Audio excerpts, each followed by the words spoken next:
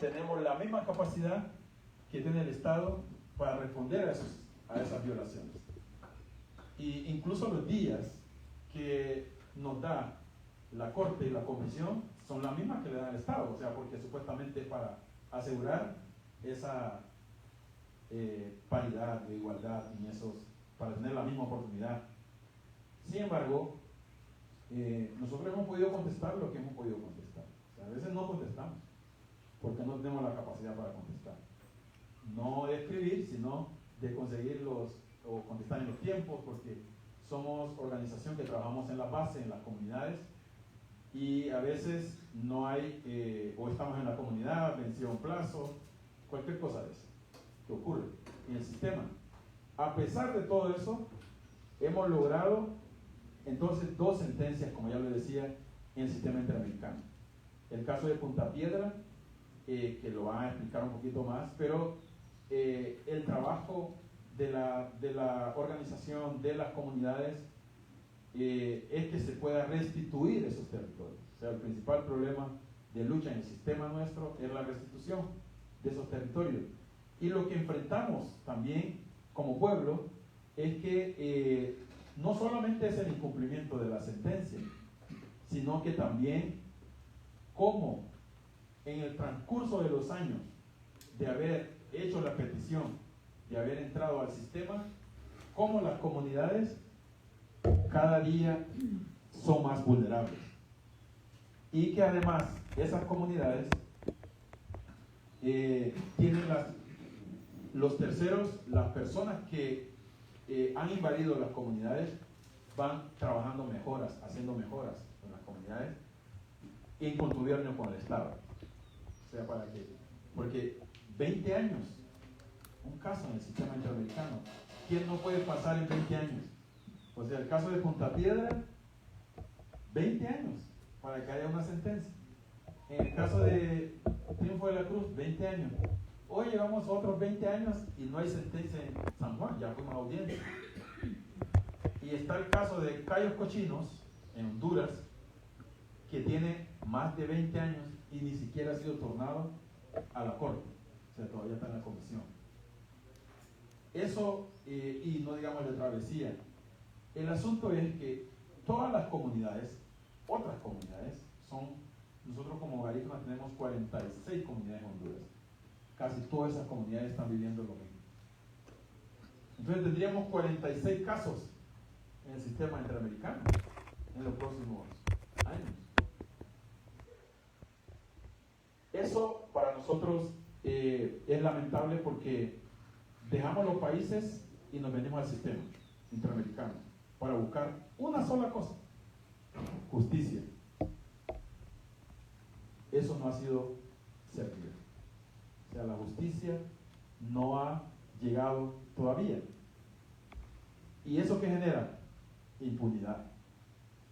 Y la impunidad permite que los grupos ahora no solamente agarran la tierra, sino que asesinan a los líderes y lideresas de nuestras comunidades. Y hoy el pueblo garífuna tiene de 2015 para acá, de la primera sentencia, tenemos 60 asesinados. No hemos tenido antes de la sentencia, ni antes de la vida del pueblo garífuna, no teníamos. Y tenemos 4 desaparecidos. ¿Y cuántos miembros? 6 son patronatos, presidente de Honduras. Las comunidades tienen como presidente de patronatos. Y tenemos un poco como 6 asesinados en los últimos años. Claro, porque el sistema de Honduras nosotros creemos que estamos a veces 2 contra 1 en la lucha en el sistema. O sea, que el Estado en contubernio con los terceros contra la comunidad. Se hacía la lucha. O sea, y cuando hay las negociaciones, hasta las iglesias se ponen al lado de esos grupos que están invadiendo las comunidades. Y eso hace muy complicada la lucha en el sistema, además de caro. O sea, todo lo que implica este ejercicio, este esfuerzo de las comunidades principalmente. Nosotros tenemos esa característica que trabajamos en las comunidades, con las comunidades. Este fin de mes, la Corte tenía una visita habían suspendido, posiblemente tenía una visita a San Juan, por uno de los casos de San Juan, pero nosotros vemos que en el sistema interamericano hay también una tendencia a hacer como que los derechos, buscar derechos donde no hay para grupos que ellos le llaman de buena fe, para grupos que invaden estos territorios. No puede existir buena fe en grupos que transgreden el territorio ancestral para poder violentar las comunidades. Entonces nosotros creemos que tiene que haber un cambio en el sistema interamericano también para poder presionar a los estados, porque no hay ningún mecanismo. Hace una semana recibimos la comisión, casi lloramos juntos con la comisión, o sea, como que dice la impotencia. El mismo sistema presenta impotencia para poder exigir a los estados. Claro, tiene que ver con el origen, ¿verdad? Tiene que ver cómo está estructurado, pero consideramos que sí tienen que estudiarse algunos mecanismos para hacer alguna presión más, no solamente ir a algunas reuniones de supervisión o visitas de supervisión o algunas cosas que hace la Corte o que hace la Comisión.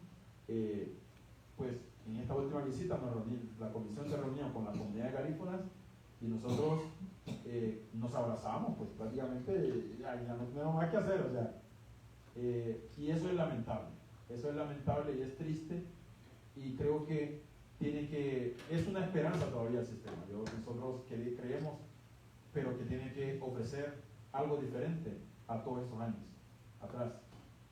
Entonces nosotros tenemos esa posición crítica de que hay que discutir, y por eso también obviamente esta reunión viene de esa preocupación que compartimos con muchos países, muchas organizaciones, y de ahí surge esta convocatoria para que podamos poner en perspectiva esta discusión, pero también hacer un análisis crítico, ¿verdad?, de lo que es en sí el sistema teórico y lo que funciona en la práctica en nuestro país.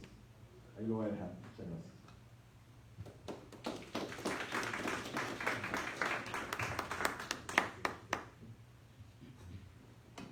Bueno, muchísimas gracias. Yo tenía preparada otra cosa, pero me voy a salir de lo que tenía preparado un poco para reaccionar a lo que se señalaba. Primero, en primer lugar, agradecerle a Fran la invitación. Creo que este tipo de espacios de discusión son súper importantes. Creo que el punto de partida es reconocer que el sistema interamericano ha ido evolucionando a través de los años. Es decir, cuando el sistema interamericano se creó, las víctimas no tenían la posibilidad de participar directamente en el proceso ante la Corte Interamericana. A raíz de la presión de las propias víctimas y de la sociedad civil que las acompaña, el sistema interamericano ha ido cambiando en la forma en la que funciona.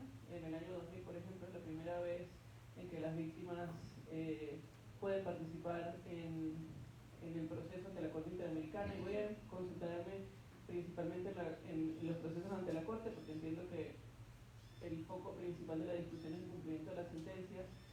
Creo que hay una discusión distinta a nivel de la comisión, aunque también el funcionamiento de la comisión afecta los casos que llegan a la Corte. Pero específicamente sobre el proceso ante la Corte, entonces, inicialmente las víctimas no tenían la posibilidad de participar. En el año 2000 se hace una reforma del reglamento que hace que las víctimas puedan participar en el proceso de reparaciones. Posteriormente se hace una nueva reforma en el reglamento que hace que las víctimas y sus representantes puedan participar en igualdad de condiciones que el Estado y la Comisión, la posibilidad de presentar sus propios argumentos de manera autónoma en el proceso. Y esto no es algo que sucedió por los estados, ni es algo que sucedió por la voluntad de la Corte o de la Comisión. Es algo que sucedió por la presión que ejercieron en su momento las víctimas y las organizaciones de la sociedad civil. En este momento, entonces, las víctimas tienen la posibilidad de participar autónomamente en el proceso. La comisión, de hecho, ha reducido su papel dentro del proceso ante la Corte y es un proceso en donde las víctimas y sus representantes se enfrentan directamente al Estado. Coincido con lo que decías de que el proceso obliga de alguna manera a las víctimas a enfrentarse en igualdad de condiciones el Estado, pero creo que asimismo, como el sistema ha ido evolucionando, el proceso ante la Corte ha ido evolucionando a través de los años por la presión de las víctimas y de sus representantes, eso puede seguir ocurriendo. Creo que la misma Corte ha reconocido en varias de sus sentencias que para que se garanticen los derechos de los pueblos indígenas, los estados tienen que interpretar su legislación tomando en cuenta las características que diferencian a los pueblos indígenas del resto de la población y que conforman su identidad cultural, y que lo mismo tiene que hacer la Corte cuando interpreta la Convención Americana. Creo que esa jurisprudencia podría ser aplicada al sistema, al funcionamiento del sistema, al proceso en el funcionamiento del sistema, pero para llegar ahí creo que hay que pasar por un proceso parecido al que ya ha pasado, en el que se ha empujado por la necesidad de que las víctimas participen directamente en el proceso y se hagan propuestas concretas de cómo el proceso ante la Corte debe evolucionar, y en particular yo creo que la Corte tendría que adoptar medidas positivas, específicas, para garantizar la participación de los pueblos indígenas de acuerdo a sus usos y costumbres, como la propia Corte le exige a los estados que hagan en los procesos internos. Creo que eso es algo posible, es algo que seguramente no podría ocurrir en el corto plazo, pero que también depende un poco de la presión que ejerzan las víctimas, los pueblos indígenas y sus representantes. También retomando lo que se señalaba sobre el retraso procesal, ese creo que es uno de los grandes problemas que tiene el sistema interamericano y que surge de, por una parte, la gran cantidad de casos que tiene que procesar la Comisión Interamericana, por otra parte, por la falta de recursos, pero también hay un problema de la gestión que la Comisión Interamericana hace de los casos. La Comisión ha adoptado varias medidas para hacer frente al retraso procesal, y en principio los casos deberían comenzar a durar menos tiempo de lo que duran, pero en efecto, si los casos duran 20 años, lo que se hace es que se perpetúa la violación de los derechos a los que ya están sometidas las víctimas de violaciones de derechos humanos. Creo que otra cosa que hay que tomar en cuenta es que, tomando en cuenta que el sistema funciona tal como funciona, todas las personas que están sentadas en este foro y quienes las representan han logrado en esas condiciones de igualdad con el Estado obtener sentencias favorables. Ya la sentencia en sí misma es una herramienta súper importante para presionar por el respeto de los derechos. Sin embargo, reconozco que, y para nosotros que digamos mucho ante el sistema interamericano, el proceso de supervisión de sentencia es como iniciar un proceso de cero. O sea, una vez que tenemos la sentencia, somos conscientes de que la sentencia no se va a ejecutar por sí sola y que se requiere toda una estrategia para impulsar su cumplimiento. Nosotros hemos hecho varios estudios como más de tipo académico sobre cómo funciona el proceso de cumplimiento de sentencia, y una de las cosas que hemos encontrado es que la intervención de la Corte en el proceso de supervisión sí tiene algún tipo de efecto. O sea, lo que hicimos fue que se tomaron algunos casos de ejemplo, o sea, no se analizaron todos los casos decididos por la Corte, se tomaron algunos como una muestra de casos de Perú y de Colombia, y se analizó cómo había evolucionado cumplimiento de las medidas ordenadas por la Corte, específicamente las medidas de justicia,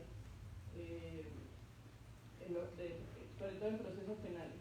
Porque una de las cosas que habíamos identificado desde hace mucho tiempo es que las medidas que por lo general son más fáciles de cumplir son las medidas que tienen que ver con el pago de dinero y después con los actos públicos de reconocimiento de responsabilidad. Pero la medida que era más difícil de cumplir era la medida de justicia, ¿no? La condena, investigación y sanción de las violaciones de derechos humanos que se reconocen en la sentencia. Entonces hicimos un estudio con estos casos de muestra y lo que logramos demostrar es que cuando hay una intervención de la Corte, eso quiere decir cuando hay una audiencia de supervisión de cumplimiento de sentencia, cuando hay una resolución de la Corte o cuando hay una visita de la Corte, sí hay avances, a lo mejor no los avances que quisiéramos obtener, porque la expectativa siempre es que una vez que se tiene una sentencia se logre su cumplimiento inmediato, o dentro de los plazos establecidos por la Corte. Eso es lo que debería pasar. En la práctica no ocurre así, pero la intervención de la Corte sí es clave para lograr avances importantes en el cumplimiento de las sentencias. Y en ese sentido nosotros hemos estado utilizando las distintas herramientas que ofrece la Corte, ya sea los informes escritos, la realización de audiencias públicas y privadas. Ahora la Corte además tiene la práctica de hacer audiencias de supervisión conjuntas, en donde lo que trata de hacer es identificar los obstáculos estructurales que se dan para evitar el cumplimiento de la sentencia, además de emitir resoluciones de supervisión de cumplimiento que se refieren a esos obstáculos estructurales. Eso también ha ayudado como a remover algunos de esos obstáculos. Y ahora, últimamente, la Corte además tiene, desde el 2022, tiene una práctica nueva, digamos, porque la Corte reconoce que no está, o sea, que no ha llevado a cabo una supervisión de cumplimiento a su máxima capacidad. Y lo que están haciendo desde el 2022 es que están convocando a audiencias de supervisión en las que solo participan 1 o 2 jueces. Ahí se han dividido la supervisión, o sea, hay jueces como relatores del país y ellos son los que hacen la supervisión de las sentencias, y eso lo que provoca es que como se dividen, los 7 jueces tienen la capacidad de hacer más audiencias y supervisar más casos que lo que podían hacer antes cuando lo hacían los 7 jueces juntos. La realidad es que aún reconociendo que los estados no cumplen en la medida en la que deberían cumplir, nosotros desde CIVIC sí hemos logrado avances importantes en el cumplimiento de las sentencias. Hemos logrado, por ejemplo, condenas de los responsables de violaciones sexuales en contra de mujeres indígenas en 2 casos, en el caso de Inés Fernández y en el caso de Valentina Rosendo Cantú. Son 2 casos separados y logramos condenas en los 2 casos. Eso no solamente con la supervisión de cumplimiento de la Corte, sino también a través del seguimiento de los casos a nivel interno y a través de campañas públicas de incidencia para presionar a los estados. Muchas veces se logra que los estados adopten medidas para el cumplimiento a través de la estrategia del shaming and naming, o sea, exponer a los estados en el sentido de que están incumpliendo con sus obligaciones internacionales. También hemos logrado la entrega de tierra de Paraguay. Nosotros solamente uno de ellos, que es el caso de Yaqueaxa contra Paraguay. Ahí se logró la entrega de tierras alternativas a las tierras originales en donde vivían la comunidad indígena Yaqueaxa. Eso implica que la sentencia está totalmente cumplida. Ahora tenemos un problema muy grave, que es que no hay un camino de acceso adecuado a esas tierras, y ahora las comunidades tienen problemas para entrar y salir de sus propias tierras. Y estamos, justo hace una semana, estábamos en una audiencia de supervisión de cumplimiento sobre eso, denunciando cómo el Estado ha incumplido la sentencia y cómo el incumplimiento de esa parte, de la falta de un camino, está como perpetuando y profundizando las violaciones de derechos que ya habían sufrido el pueblo indígena Yaqueaxtla. Creo que eso es tal vez uno de las características principales que tienen los casos de pueblos indígenas, y principalmente aquellos casos que tienen que ver con tierras, con entrega de tierras, que el incumplimiento del Estado lo que hace es que perpetúa y profundiza las violaciones de los derechos que ya las víctimas han sufrido. También en otro caso que no llevamos nosotros, pero que lleva Tierra Viva, nuestra contraparte, se logró la entrega de tierras, pero no se logró de manera total. Pero también tenemos otros casos en donde no hemos logrado avances, por ejemplo en el caso de Sarayaku, que es un caso que se trata de la falta de acceso a las tierras del pueblo de Sarayaku por la colocación de explosivos en las tierras, y eso hace que no puedan tener acceso a ellas. Y ahí lo que hemos hecho es que hemos recurrido también al uso de mecanismos internos. Solicitamos una audiencia ante la Corte Constitucional de Ecuador para denunciar el incumplimiento de la sentencia, que es de acuerdo con la Constitución de Ecuador, es una obligación del Estado, y estamos esperando una sentencia de la Corte Constitucional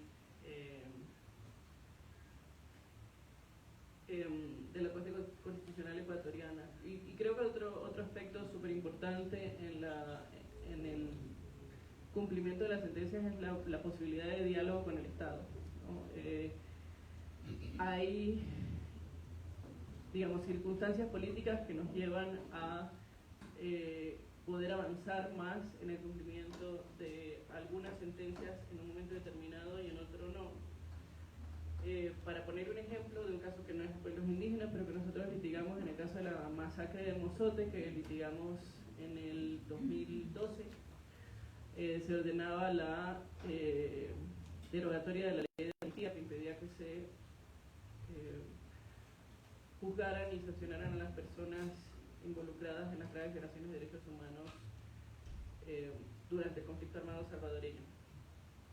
Cuando recibimos esa sentencia no pensábamos que iba a ser posible que esa sentencia fuera ejecutada en el corto plazo, pero en el 2016 existía una composición de la Corte Suprema de Justicia de El Salvador que en ese momento decidió retomar lo que la Corte Interamericana había decidido y declaró la inconstitucionalidad de la ley de amnistía. Y eso ha generado que en este momento ya en El Salvador no existe una ley de amnistía y se están pudiendo iniciar casos por las graves violaciones a derechos humanos en el conflicto armado. Entonces también creo que parte de los retos de la supervisión de cumplimiento de sentencia, del impulso de cumplimiento de sentencias, es además, entonces hay que pensar como en una estrategia conjunta, además de utilizar las herramientas que nos brinda la Corte, que de nuevo los estudios que nosotros hemos hecho sí demuestran que la intervención de la Corte funciona, que por lo menos se logra avanzar en algo en el cumplimiento de las sentencias, pero eso tiene que ir acompañado de estrategias de comunicación, de exponer el incumplimiento del Estado públicamente y también de la posibilidad de diálogo específico con las autoridades del Estado que tengan responsabilidad sobre el cumplimiento. Otro de los retos que existe para el cumplimiento de las sentencias tiene que ver con que en muchos países hay una falta de coordinación entre las distintas entidades encargadas del cumplimiento, ¿no? Como el Estado tiene que responder como uno solo, pero en realidad las instituciones tienen responsabilidades específicas. Lo que pasa muchas veces es que las distintas entidades que tienen distintas responsabilidades no se ponen de acuerdo entre sí, ¿no? Y el interlocutor en muchos países es, por ejemplo, la Cancillería, que en realidad no tiene una posibilidad de implementación, pero que simplemente lo que hace es que da la cara ante el sistema interamericano.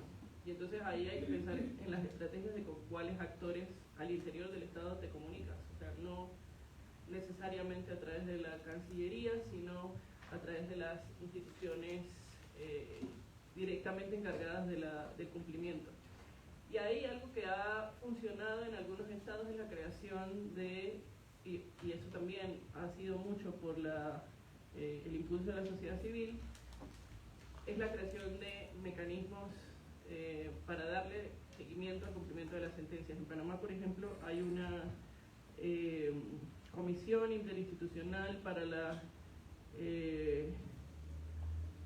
la implementación de sentencias y decisiones internacionales, algo así se llama, no recuerdo exactamente, pero y bueno, y a veces esos mecanismos tampoco funcionan, pero la existencia de mecanismos de coordinación entre las diferentes instituciones también pueden contribuir al cumplimiento de las sentencias. Yo, para concluir, quiero... Sí. Para concluir, o sea, quiero como señalar que entiendo la frustración que genera el hecho de que las sentencias no se cumplan, además tomando en cuenta que en casos como los que se van a discutir aquí, que tienen que ver con el acceso a tierras tradicionales, porque además este incumplimiento perpetúa y profundiza las violaciones, pero creo que sí existe la posibilidad de aplicar estrategias para empujar el cumplimiento de las sentencias. A nosotros nos ha funcionado en algunos casos y bueno, y en la medida de lo posible estamos abiertos también para conversar específicamente sobre los distintos casos. Muchas gracias.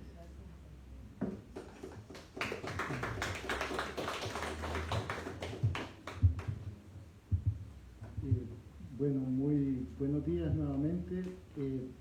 A mí me tocaría tratar de darle continuidad a la línea que traemos en la discusión, pero desde un punto de vista tal vez un poco más técnico, sobre algunos análisis que hemos hecho desde la OFRANE acerca de por qué consideramos que existe incumplimiento o que existe un altísimo porcentaje de incumplimiento de parte de los estados en cuanto a las sentencias de la Corte Interamericana. Primero, creemos que es que el sistema interamericano tiene un contexto institucional que dificulta que haya mayores presiones, porque al final de cuentas consideramos que por el diseño del sistema de derecho internacional pues no existe un medio coercitivo. Eso creo que lo tenemos claro, no existe un medio coercitivo para obligar a los estados desde la comunidad internacional al cumplimiento de las sentencias.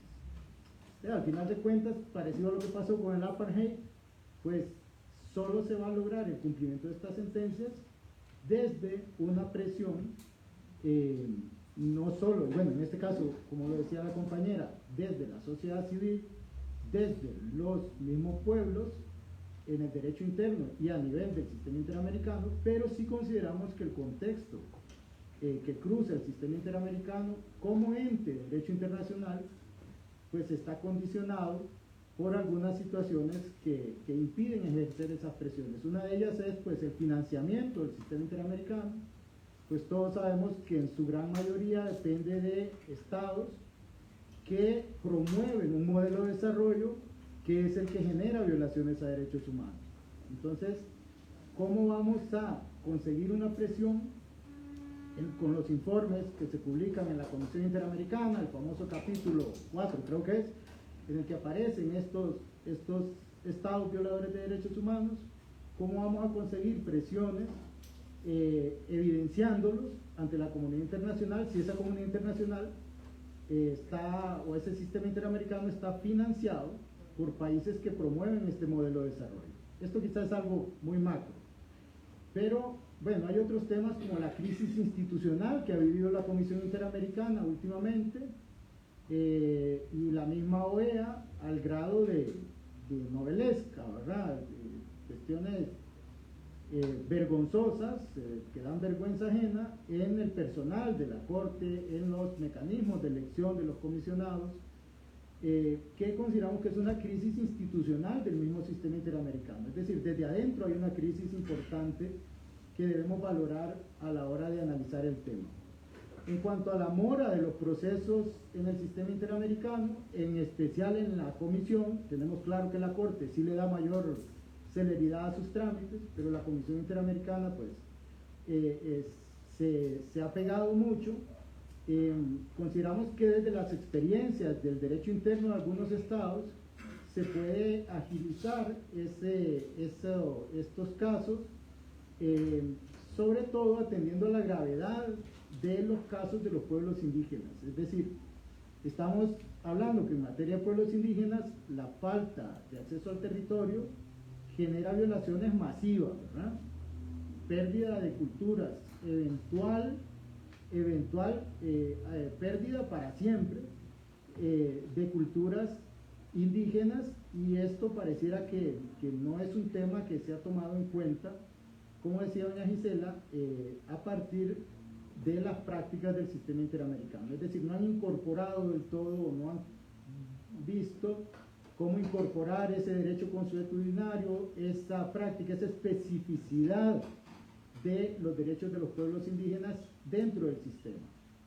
Sí debemos reconocer, por lo menos, que en la Corte Interamericana, pues, a partir de un caso de la OFRANE, hubo un pequeño avance en esta materia. Esto es un paréntesis nada más, y es a la hora de los famosos affidavits o affidavits, que son las declaraciones juradas que normalmente el sistema interamericano piden que la rindas ante un notario público o ante un escribano, o ¿cómo se le dice en Argentina?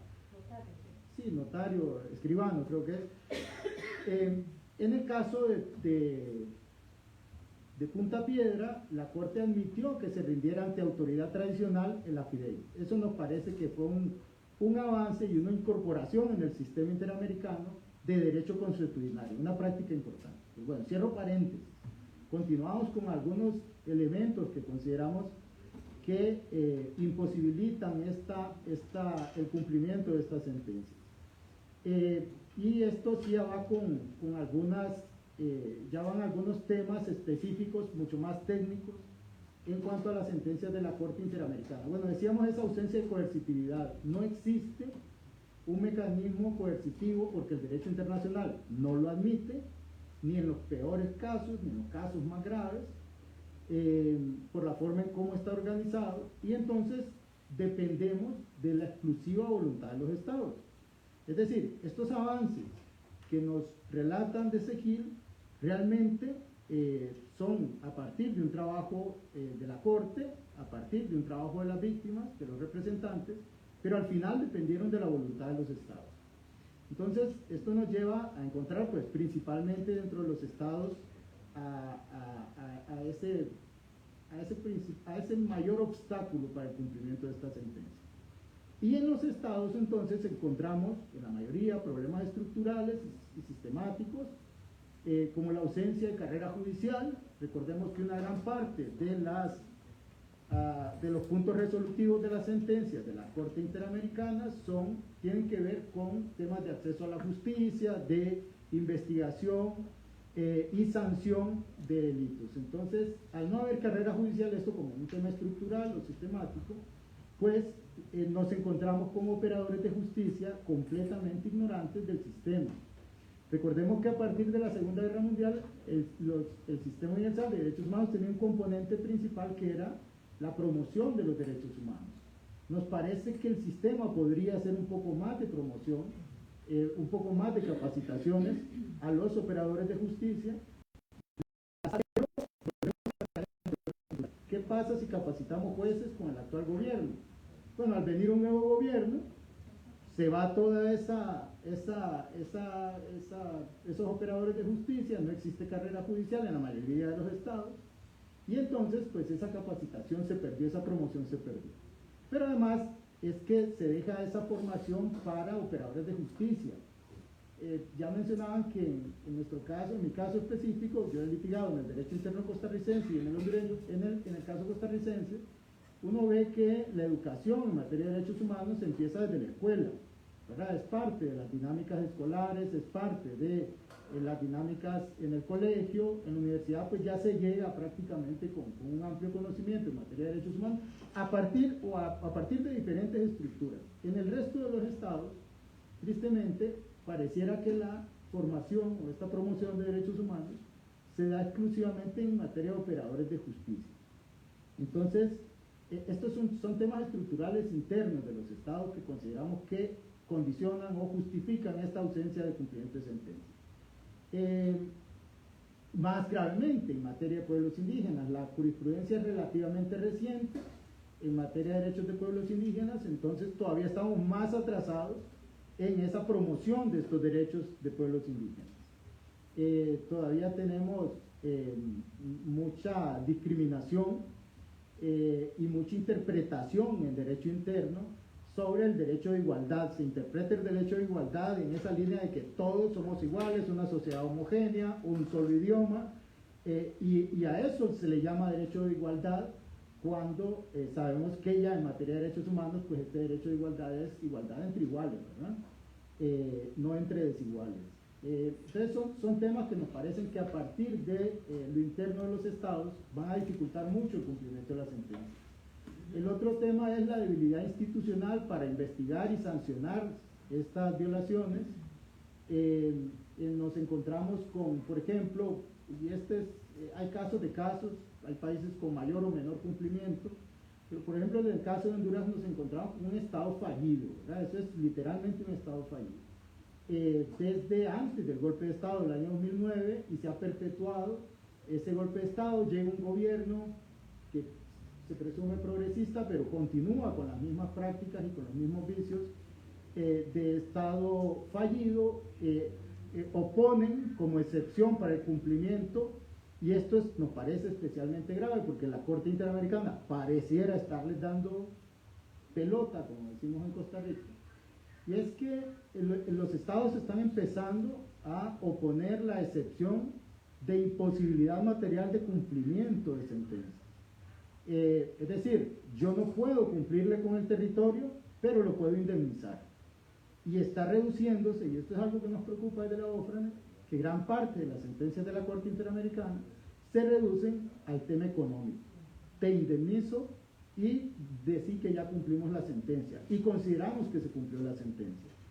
Hacer una publicación escueta en un medio de comunicación pidiendo disculpas, diciendo, y ya se considera que se ha cumplido una gran parte de la sentencia. El dictado de la sentencia en sí mismo dice, es una medida creo que dice de reparación.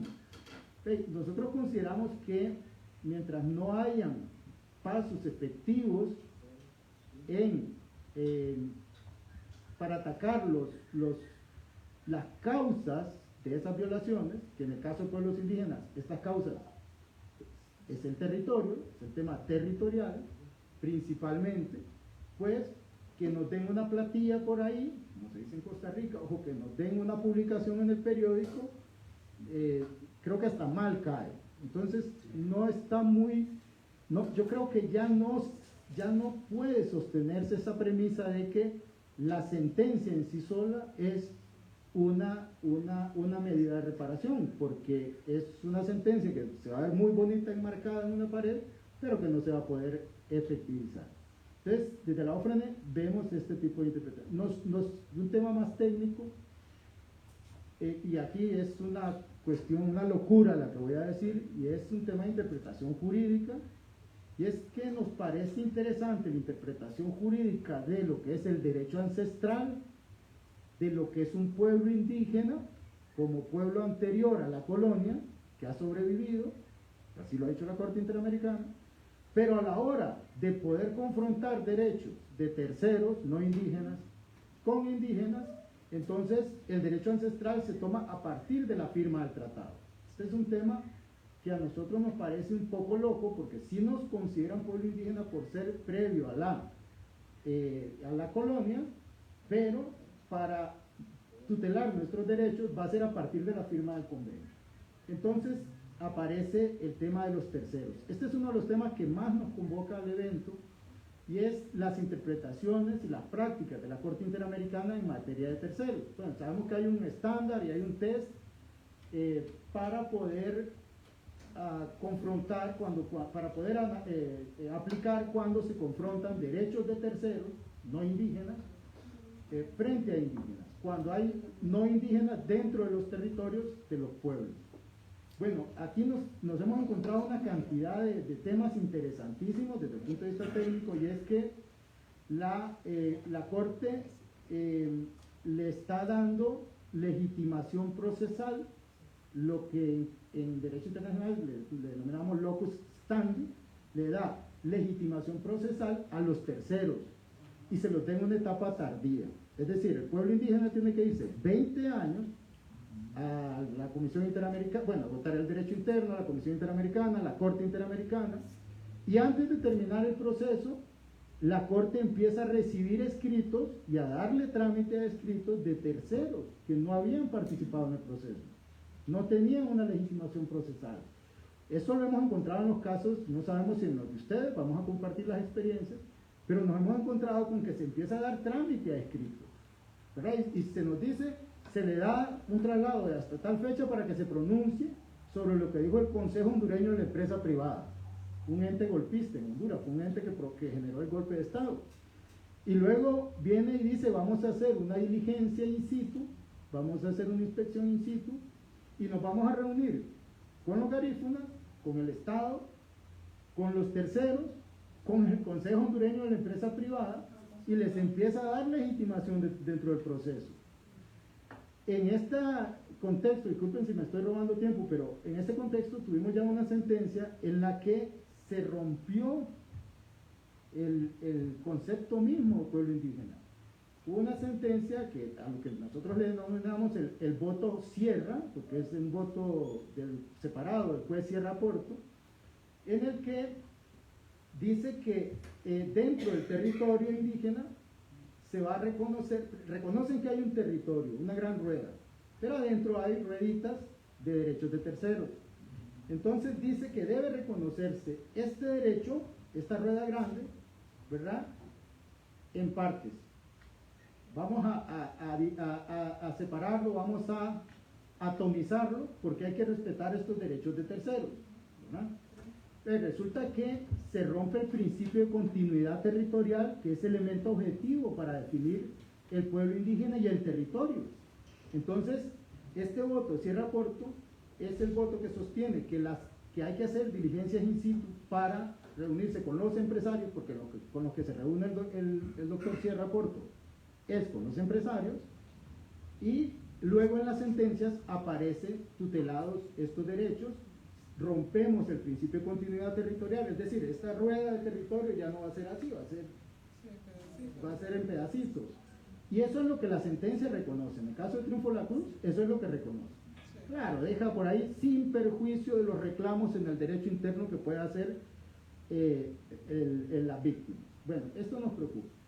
En la OFRANE se han tomado decisiones radicales, y es para, como decía don Ronnie, para la próxima semana está señalada una diligencia in situ en la que no va a participar las víctimas. Ni las víctimas ni los representantes vamos a ir a la diligencia, porque se va a sentar la Corte, como lo hizo en Triunfo, con los empresarios que son los que están asesinando a los garífunas, que son a los que se les está respetando ese derecho de terceros. Entonces, nos preocupa el tema de la legitimidad de la Corte. ¿En qué papel queda la Corte? Si va a hacer una diligencia in situ en la que no van a estar las víctimas, en la que no van a estar los representantes, y si se va a reunir con terceros que no tienen legitimación procesal, que no presentaron un proceso en la Corte.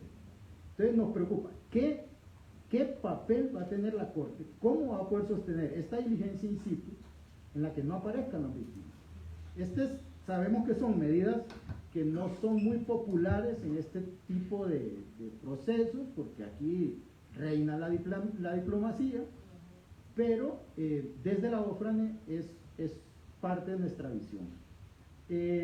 Rápido, bueno, yo creo que abarcamos algunos puntos que hemos analizado en nuestras sentencias. No sabemos si tienen asuntos parecidos, pero sí llamamos la atención de que esto está ocurriendo en la Corte.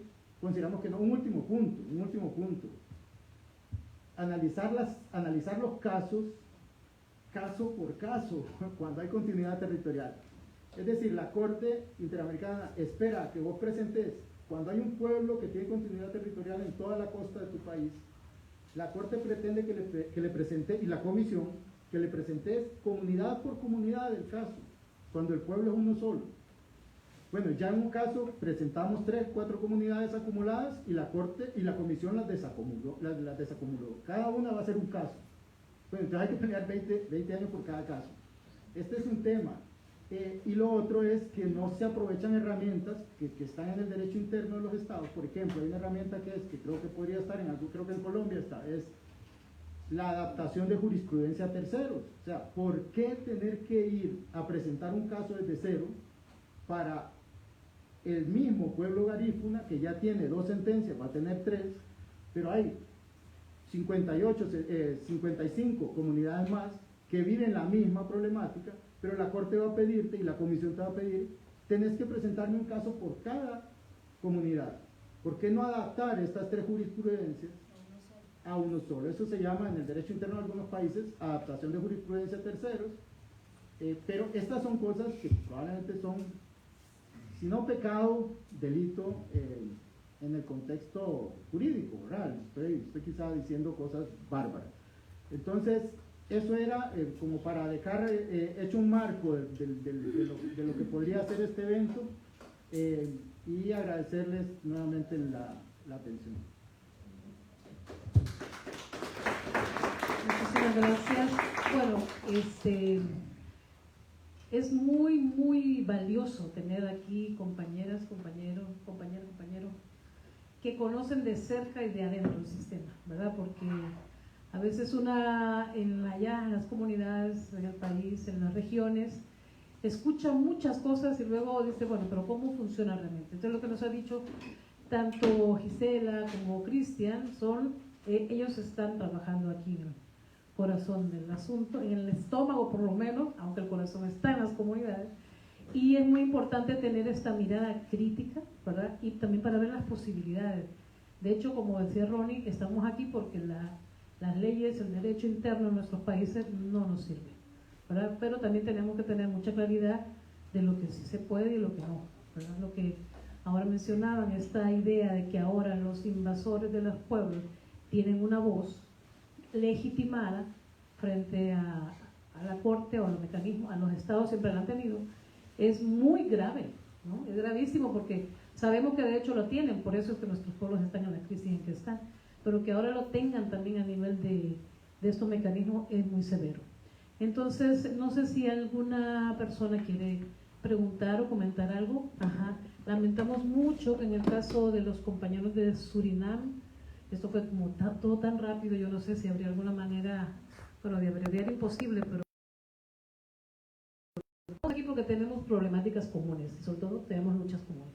Entonces sería muy importante que tal vez alguien pudiera ayudar a pasar algunas cosas para ellos. Solo voy a dar la palabra es para traducir un poco, ¿o no? No es una pregunta. Alfredo y luego el compañero.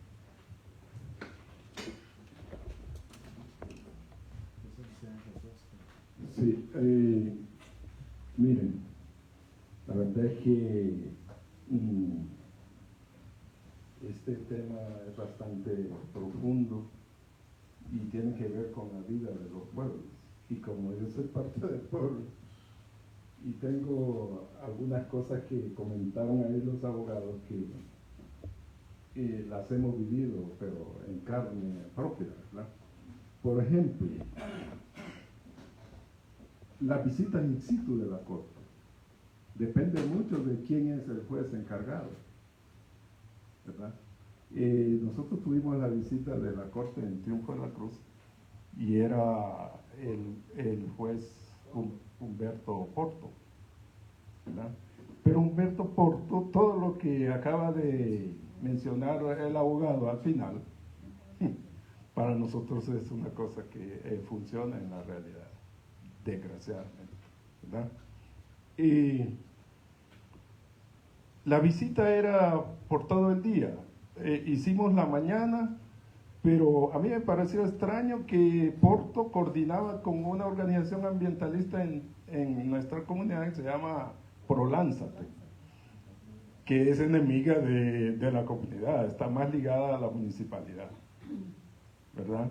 Entonces, al final del día, en la jornada de la tarde, Humberto Porto me dejó plantado esperando en un lugar que era importante, el Cerro Triunfo de la Cruz, y él se fue a Playa Escondida. Imagínense, yo era el coordinador de la visita, ¿verdad?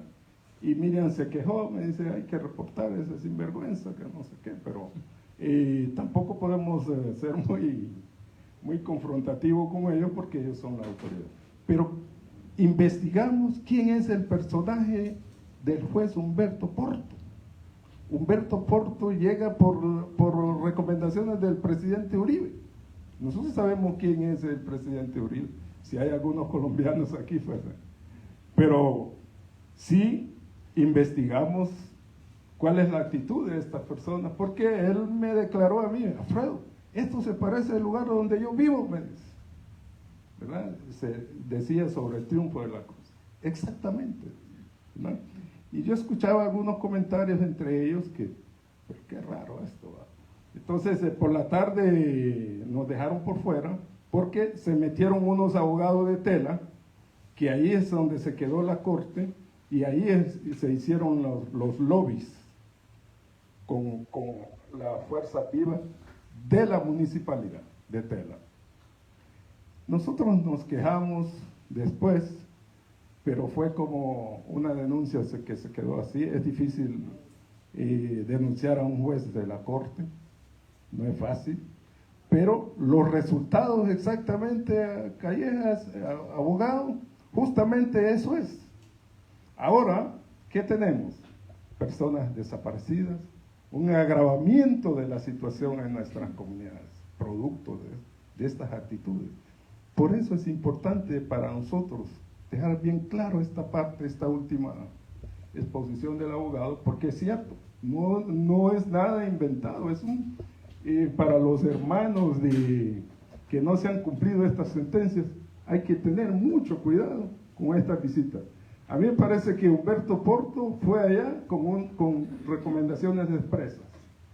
Y yo sentí también de parte de él mucha hostilidad en la audiencia de Triunfo de la Cruz en contra del Estado. Aquí en Costa Rica casi no me dejaba hablar porque yo tenía ya antecedentes de otro caso de Triunfo de la Cruz. Pero este caso era como una alerta de lo que venía. Lo que pasa es que se hicieron los locos, ¿verdad? Mucha gente... incluso yo era el culpable, de acuerdo a los jueces, ¿verdad?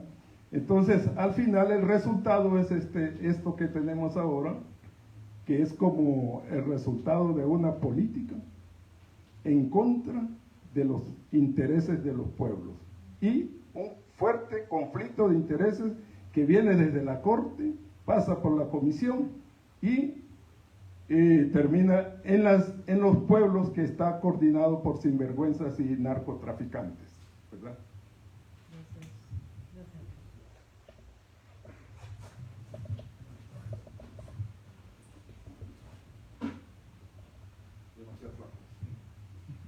Sí, gracias, buenos días. Bueno, primero agradecer la brevedad de posiciones que nosotros nos hacen tocar el piso con respecto al sistema interamericano de derechos humanos, pero yo quería tener unas preguntas.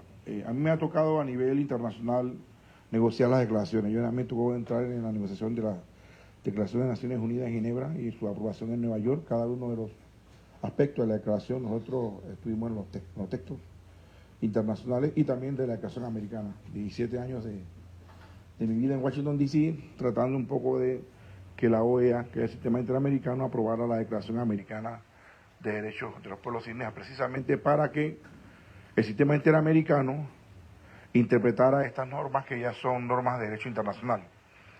Hay una discusión, le pido disculpas a los compañeros en inglés, hay una discusión entre el tema de vinculancia o no vinculancia de estos instrumentos internacionales. Los que somos abogados sabemos que si hay un derecho reconocido, independientemente de qué instrumento está, un tribunal lo puede hacer. En ese sentido tengo dos preguntas. Uno, que me llamó la atención. Primero, el tema del principio de inadjudicabilidad de la tierra. Nosotros hemos luchado a nivel internacional porque las tierras indígenas se declaren inadjudicables, inalienables e imprescriptibles. ¿Qué significa esto? Que ni el Estado, ni la Corte, ninguna Corte puede dar derechos sobre tierras indígenas. E inclusive hay fallos de la misma corte